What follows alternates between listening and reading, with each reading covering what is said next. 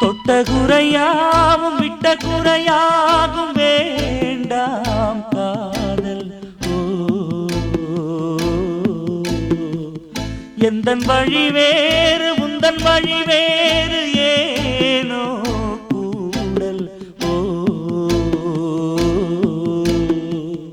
உன்னுடைய வரவை எண்ணி உள்ளவரை காத்திருப்பேன்.